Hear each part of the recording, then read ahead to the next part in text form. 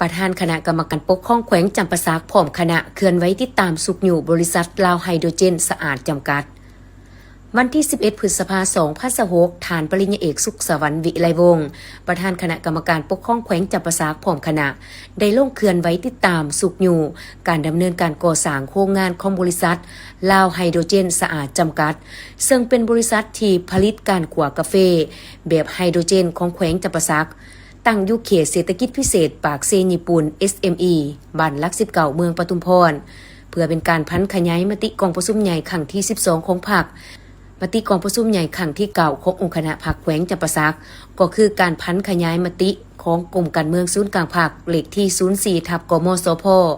ว่าด้วยการสร้างเศรษฐกิจเอกราชเป็นเจ้าตนเองและแผนพัฒนาเศรษฐกิจสังคม5 ปีครั้งที่10ของแขวงซึ่งโครงการดังกล่าวเป็นโครงการลงทุนจากนักลงทุนประเทศญี่ปุ่นมีมูลค่าการลงทุน$50 ล้านสหรัฐถ้าโครงการดังกล่าวก่อสร้างสำเร็จจะมีความสามารถในการขั่วกาแฟด้วยไฮโดรเจนได้ถึง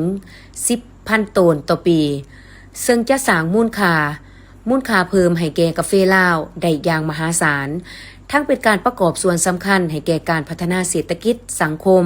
โดยเฉพาะเป็นการสร้างเวียกเฮ็ดงานทำให้แก่ประชาชนชาวแขวงจำปาสักการประกอบส่วนด้านงบประมาณการปฏิบัติพันธะอากรต่างๆโครงการดังกล่าวย้อนแนวนั้นแขวงจำปาสักจึงให้ความสำคัญและให้การสนับสนุนโครงการเพื่อให้สามารถจัดตั้งปฏิบัติได้ตามแผนที่วางไว้จากนั้นท่านประธานคณะกรรมการปกครองแขวงพร้อมคณะก็ได้สืบต่อเคลื่อนไหวสุกอยู่โรงงานจุนเซิงบรรจุภัณฑ์ตั้งอยู่บ้านลัก19เมืองบะเจียงเจริญสุขที่มีมูลค่าการลงทุน$10 ล้านสหรัฐมีกำลังการผลิตได้ถึง 100,000 สุดต่อวันปัจจุบันสามารถผลิตแก๊สเจียหุ่มห่อให้แขวงจำปาสักเพื่อหุ่มห่อผลิตภัณฑ์กสิกรรมได้แมนแก๊สเจียหุ่มห่อกล้วยแก๊สเจียหุ่มห่อทุเรียนแก๊สเจียหุ่มห่อหมากบลูเบอรี่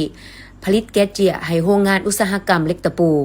นอกนี้ทางโรงงานยังสามารถผลิตตามการสั่งผลิตของท้องตลาดได้ทุกแบบทุกขนาดโรงงานดังกล่าวเป็นโครงการหนึ่งที่ปฏิบัติตามนโยบายพึงตนเองกลุ่มตนเองเพื่อลดพรการนำเข้าแก๊สเจียจากต่างประเทศได้เป็นจำนวนหลวงหลาย